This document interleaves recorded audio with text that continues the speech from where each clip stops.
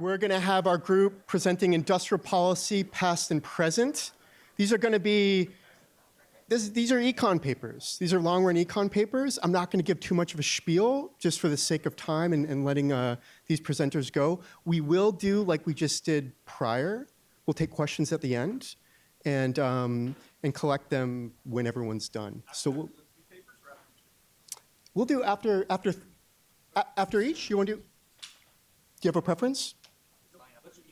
Let's do each then. Thank you. Key point.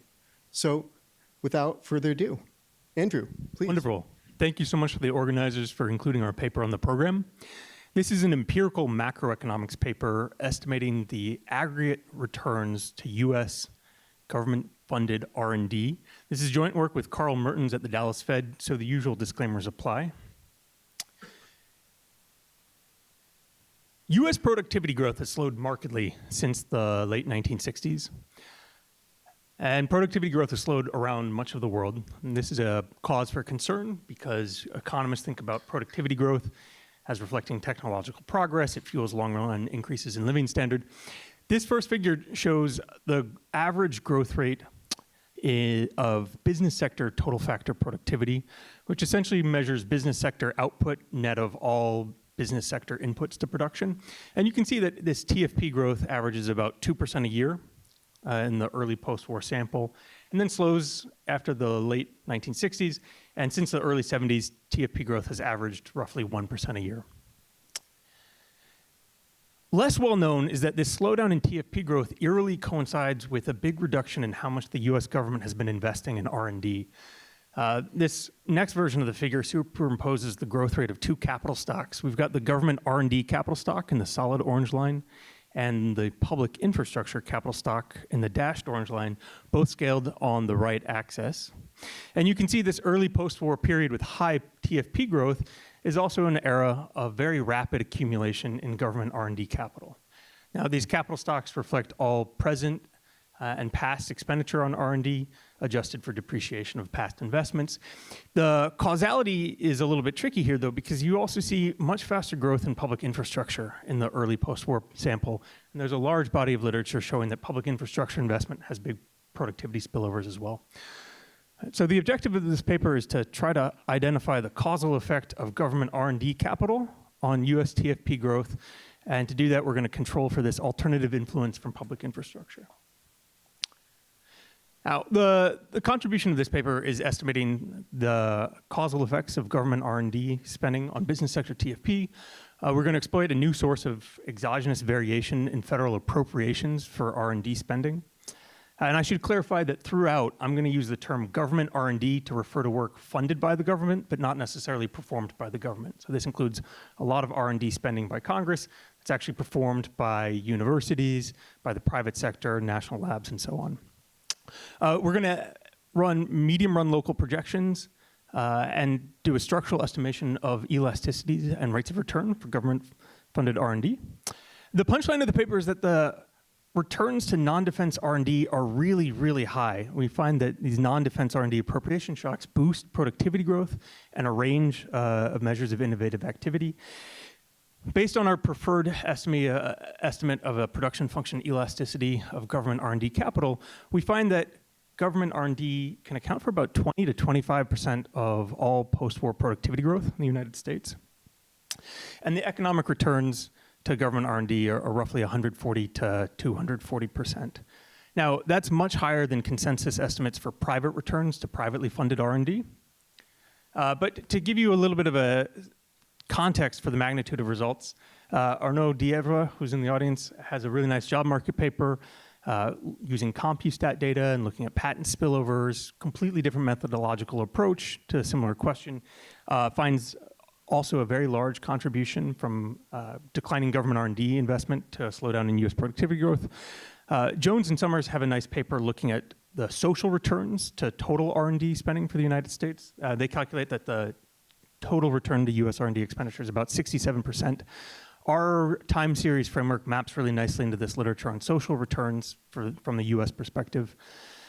And we find a higher return to non-defense R&D and a lower return to, likely a lower return to defense R&D.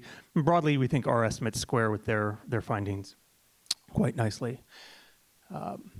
Why study government R&D in particular? I probably don't need to motivate this for this particular crowd, unlike a typical macro seminar. But just so we're all on the same wavelength, it's been known back since the 1950s that there's a market failure with R&D. The private sector is going to underinvest in basic research because of knowledge spillovers.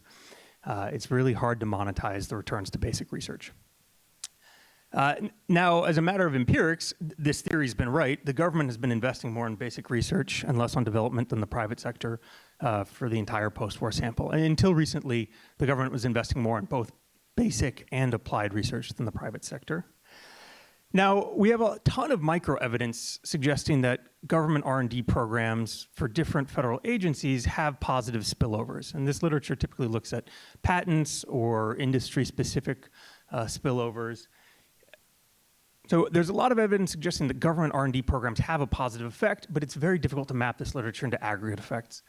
There's a smaller literature on sort of macro aggregate social returns to government-funded R&D, but data limitations have made it really hard to study government R&D at the macro level. So we're going to sort of take the agencies that have been studied at more of a micro approach and try to study all of their effects simultaneously in a time series framework. And the identifying variation for this paper comes from a companion narrative analysis of federal R&D appropriations. Now, going into the project, we're worried about reverse causality.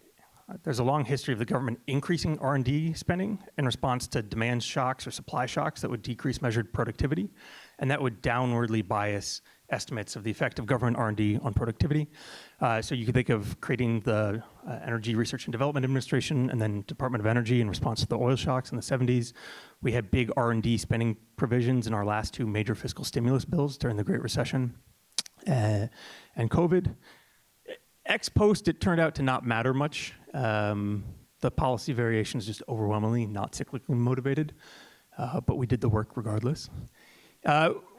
So we analyzed the appropriations history for the 5 major R&D agencies of the federal government: the Department of Defense, Department of Energy, NASA, NIH, and the National Science Foundation, which collectively account for roughly 90% of all federal R&D spending for the entire post-war sample. This figure shows federal R&D outlays as a share of GDP. And you can see that the Department of Defense in blue has historically accounted for the largest share of federal R&D spending. Pink is NASA, a very, very large share during the Cold War. The darker red is the National Institutes of Health, which has been a growing share. All right, so there's some variation across agencies. What this graph really underscores is that we used to spend a lot more on federal R&D back during the height of the Cold War, and federal R&D spending as a share of the economy has trended sharply downwards since the late 1960s. Okay. To identify these exogenous shocks to federal R&D appropriations, we are going to start by building a data set of all federal appropriations for each of these agencies, line by line from budget account data in the appendices to the US budget. And then we're going to look at significant policy changes, so just narrow the scope and only look at policy changes where there's a really big year-over-year change in inflation-adjusted appropriations. And then for those more important changes, we're going to analyze congressional documents and a whole bunch of primary and secondary sources to try to infer legislative intent and understand why policymakers were significantly changing R&D spending for each of these agencies.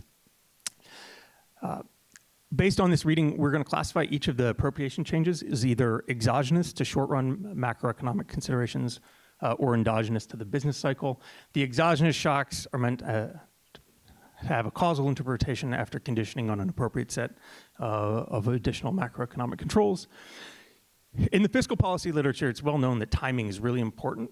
It's also really hard to infer legislative intent from expenditures. So we use appropriations data because you can pinpoint the timing of news about changes in appropriations, and it's much easier to understand why policymakers are changing funding levels.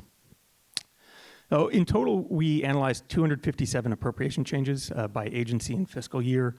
There's a ton of identifying variation, but it also makes this a slog using the appropriations process. But I had a wonderful team of 5 RAs at Middlebury College helping me with this during the pandemic. Just so you can get a sense of the kind of policy variation we're looking at, this is the front page of the New York Times from October 5th, 1957, the day before the Soviet Union had shot Sputnik up. And this terrified the US defense policy world. Right? The launch vehicle for Sputnik is essentially an ICBM, which we were trying to develop but hadn't deployed yet. Congress responded very quickly and with a lot of money. Within a year, we've created both NASA and ARPA, which became DARPA, and throw a ton of money at R&D. These are all policy changes that we classified as exogenous to the business cycle. It's motivated by geopolitical and national security concerns. I'm going to focus overwhelmingly on our headline results based on changes in non-defense R&D spending. This figure shows the non-defense R&D appropriation shocks. So the year-over-year change in inflation-adjusted appropriations depicted in real dollars per capita, just for scaling. The blue bars show all of the policy events we classify as exogenous, which we'll use as instrumental variables in our paper. The red bars show all the policy changes classified as endogenous, or that are too small for us to bother analyzing. When push came to shove, about 80% of the policy changes are classified as exogenous. We just don't use R&D policy to systematically respond to recessions the way we do tax policy, per se. And these blue bars can be used in appropriately specified regressions to study the causal effect of government-funded R&D. Whoa. I promise you, this is an appropriately specified regression framework. So we're going to run, I'll just describe this verbally. We're going to run Jorda-style local projections or direct forecasting regressions, looking at a cumulative change of the variable of interest on the left-hand side, YT, such as total factor productivity, over varying horizons. And we're going to run the same regression for 60 quarters, looking at different cumulative responses of the outcome variable, like productivity. The object of interest is this gamma H on ZTI. ZTI are the R&D appropriation shocks. And gamma H is going to trace out the impulse response of these R&D appropriation shocks on TFP or other variables of interest. We are always going to include lagged controls for the left-hand side variable. The appropriations are autocorrelated, so we'll include controls for all past cumulated appropriations. It's just a bigger information set than looking at the exogenous shocks. And we'll have a vector of lagged macroeconomic controls to address other cyclical, any cyclical variation we haven't mopped up, and other variables with predictive content for long-run productivity, like R&D capital stocks, both public and private, stock market indices for relevant sectors.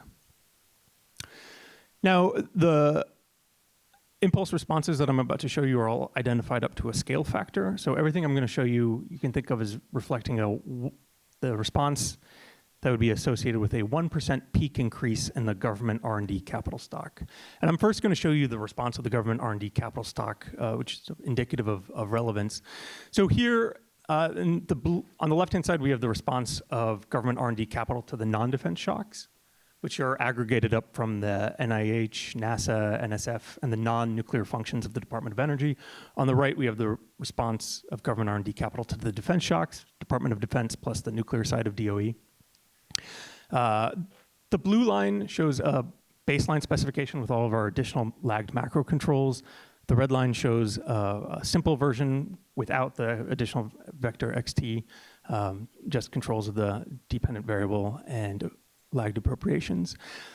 Both are plotted with 95% confidence bands, and you can see that the additional macro controls aren't changing the point estimates whatsoever. They're just making the inference more precise. You can see that the government R&D capital stock peaks after about 7 or 8 years after the date zero change in appropriations. That's true for both defense and non-defense. So we have a useful instrument that's able to predict variation in the government R&D capital stock for both. Now, the similarity breaks down there. For the non-defense R&D appropriation shocks, we see a very gradual, but with time highly significant and persistent increase in U.S. total factor productivity. After 15 years, we see U.S. productivity rise by about 0.2%, which is indicative that changes in congressional appropriations for federal R&D spending are really juicing U.S. productivity growth. On the right-hand side, we don't see any evidence of a longer-run productivity effect from the defense R&D appropriation shocks, despite a lot of action with the government R&D capital stock. Now, TFP is just one variable. So I'm going to show you some evidence that these R&D appropriation shocks on the non-defense side are kicking off a host of innovative activity and all sorts of measures of productivity. So we see an increase in labor productivity, again, somewhat gradual, highly persistent. That's just output per hours worked. We see an increase in potential output. This is a CBO measure. Productivity, or TFP, is a big input to the non-inflationary level of output you can produce. And we're seeing a permanent level shift up in the non-inflationary potential of the US economy. We see an increase in indices of economically valuable patents at a longer run horizon, so occurring more in line with when we see the productivity spillovers. This is my favorite figure from the whole paper. We see a big and highly significant increase in the number of new PhDs in STEM fields at a lag of about 7 to 8 years, which is consistent with the time it would take a student to finish their degree after their PI secures a newly appropriated grant from a federal agency. More immediately, we see an increase in the number of R&D workers who are employed. Right? This sort of leads the increase in productivity and patents. And also an increase in the number of new technology books. So you could think of a whole bunch of inputs and outputs to the knowledge production function all being kicked off by these non-defense R&D appropriation shocks. All right. So for the second part of the paper, we're going to estimate, we want to understand the historical contribution of these non-defense R&D appropriation shocks to US productivity growth and the aggregate rates of return. So we're going to turn to a structural estimation of production function elasticities of government R&D capital and rates of return. And just a refresher for anyone who hasn't heard the term elasticity in a while, elasticity just measures the responsiveness of one variable to another. The production function elasticity is going to be looking at the percentage response in output from productivity growth to a 1% increase in the government R&D capital stock. So we're going to start by writing down an augmented Cobb-Douglas production function where we add public capital, right, which is not a business sector input. Public capital stocks haven't been accounted for in the measurement of business sector TFP. And we're going to add QT, which is the log of public infrastructure capital, and KT, the government R&D capital stock. And these terms, eta and phi, are the production function elasticities of public infrastructure capital and government R&D capital, respectively. Now, our R&D appropriation shocks, at least on the non-defense side, predict a little bit of an increase in private R&D capital, but not much, about 19 cents on the dollar.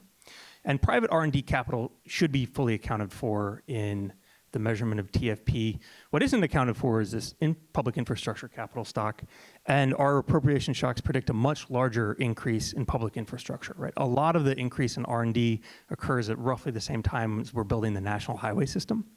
And we're going to net out this alternative contribution from public infrastructure. We're going to take point estimates for the elasticity of public infrastructure capital from the literature. So 3 different values from a survey by Valerie Ramey and a midpoint estimate that the CBO currently uses of 0.08, and separately apply each of those elasticities to the actual growth in public infrastructure capital, net out that contribution, and then use a residual or an adjusted measure of TFP for all of our estimation. And our structural estimation is going to be estimating on the left-hand side the change in TFP in response to, or change in adjusted TFP, net of this contribution from public infrastructure, in response to the public R&D capital stock. What we're trying to recover is this parameter phi for the elasticity, production function elasticity of government R&D capital. For the estimation, we use the system projections on instrumental variables framework of Lewis and Mertens.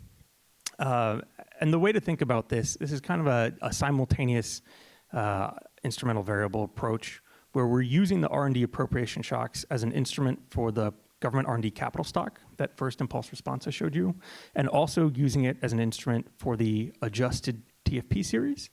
The SPIV estimator is a GMM estimator in the impulse response space. And essentially, we're regressing the impulse response of TFP on the impulse response of public R&D capital. And the value phi is going to capture the best fit between those 2 impulse responses. And it captures significance in a single point estimate, or you don't have to evaluate impulse responses over various horizons.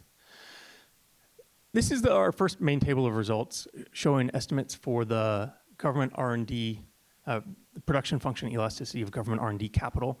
The top row one shows our preferred specification using the non-defense R&D appropriation shocks to instrument for the total government R&D capital stock. We get an elasticity of 0.11, meaning that if you increase government R&D capital by 1%, you increase US TFP by 0.11%. Our assumptions about the elasticity of public infrastructure don't really matter. You can scale that up or scale that down. It's not going to change the estimated elasticities of public infrastructure or public R&D capital. A lot of our identifying variation on the non-defense side comes from the space race, but we can drop NASA entirely and just look at changes to NIH, NSF, and the Department of Energy, and the elasticities actually go up. If you use all of the identifying variation, just estimate this as an OLS regression, ignoring the exogenous, endogenous classification, you get fairly similar results, slightly lower. There's just not that much policy variation that we've stripped out that would be downwardly biasing results. There are a whole bunch of different specifications. The last thing I want to note on this slide, this second column here estimates the elasticities to defense R&D capital, and you can see that all of the estimates for the defense side are imprecisely estimated, and most of them are negative, which is in stark contrast, highly precisely estimated, statistically significant, and positive responses on the non-defense side. Okay.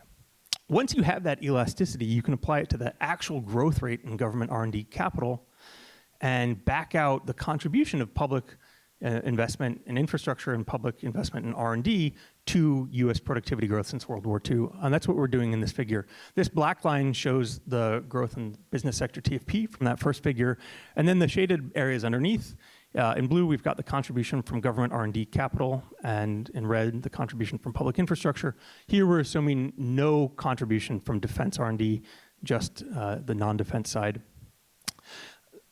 It's a little bit hard to eyeball that from the figure on the left. The table on the right shows average TFP growth across 4 different eras for the US economy, and then a breakout of the contribution of public infrastructure capital and public R&D capital in each of those eras, depending on our assumption about the influence of public infrastructure. You can see that R&D capital in our preferred specification pretty consistently accounts for 20 to 25% of TFP growth in the United States, and that the decline in government R&D capital after the 1960s can account for about a quarter of the slowdown in US productivity growth since the late 1960s. The other thing to note here, we're getting a pretty comparable contribution to US productivity growth from public infrastructure and R&D capital. The R&D capital stock is an order of magnitude smaller, though. We've just invested way less in R&D than public infrastructure, yet you're getting a comparable contribution to US productivity from both.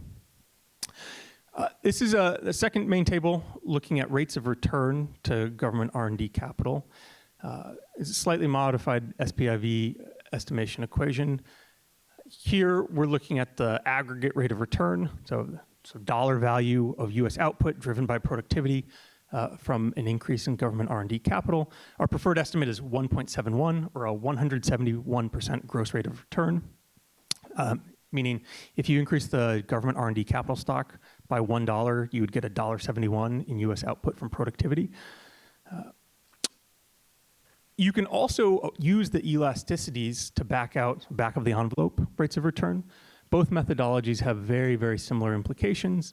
And so across all of the specifications, the aggregate rates of return on US R&D capital range from about 140% to 240%. Again, much higher than estimates for private returns to privately funded R&D, but there's a big difference, both methodologically. Our time series approach picks up much broader spillovers for the entire US economy. Okay. I've spent most of today talking about our headline results for the rates of return to non-defense R&D appropriations. A lot of folks, at least in macro seminars, seem really surprised that we don't find any kick from defense R&D. So I want to close today just by talking a little bit about why we think that is. Right, we're not picking up significant responses of productivity or other measures of innovation to these defense R&D appropriation shocks, at least over a 15-year horizon. I think a lot of people have ARPANET and GPS in their minds for why defense R&D should have big spillovers too.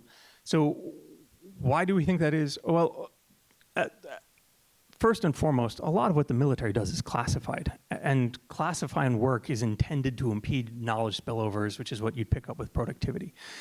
Now, that doesn't mean that there aren't productivity spillovers. They might occur at a much longer lag than what we're able to study with 75 years of quarterly time series data.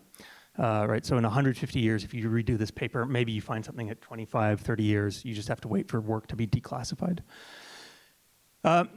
There's also a big change in the difference in the composition of what kind of R&D is being funded. The Defense Department overwhelmingly invests in weapons development. So $1 of defense R&D has about 86 cents on the dollar for weapons development, developing ballistic missile, nuclear-powered submarines. And they spend way less on basic research and applied research than the non-defense agencies. Non-defense agencies across the board are pretty evenly split. Once you net out the Department of Defense, it's about a third on basic, a third on applied, and a third on development. Some of the agencies we study, like the NSF, are closer to 85, 90% basic research. Now, the last caveat to our paper and our work is that our methodology can't be backdated to World War II. The federal budget just deliberately omitted all data about defense procurement and the defense budget in the wartime. It's both practically impossible for them, and even if it had been feasible, they wouldn't have wanted enemy combatants to know what we were spending money on, right? So there's just a dearth of data. We can't do this. There's some other nice papers, work by Gross and Sampat in particular, showing that government R&D investments during World War II had very persistent spillover effects and would be expected to have a big effect on productivity. And that first graph, this last graph I showed you, there's a lot of US productivity growth in the immediate aftermath of World War II that we're not explaining with non-defense R&D capital. The government essentially did not invest anything in non-defense R&D before World War II. So to the extent that we certainly have an instrument that works for the government R&D capital stock with these non-defense shocks, we're not able to pick up any significant results on the defense side. We might have more precise estimates if we could have backdated this, but we're just missing that identifying variation from the Department of Defense during World War II. So that's not to say that defense R&D is useless. It surely contributes to our national security, but it certainly doesn't seem to be driving US productivity growth in the same way that non-defense R&D investments seem to be. And again, to recap, our preferred estimate is non-defense R&D has a rate of return of 140 to 250% in gross terms, which implies massive historical underfunding of non-defense government R&D. All right, thank you.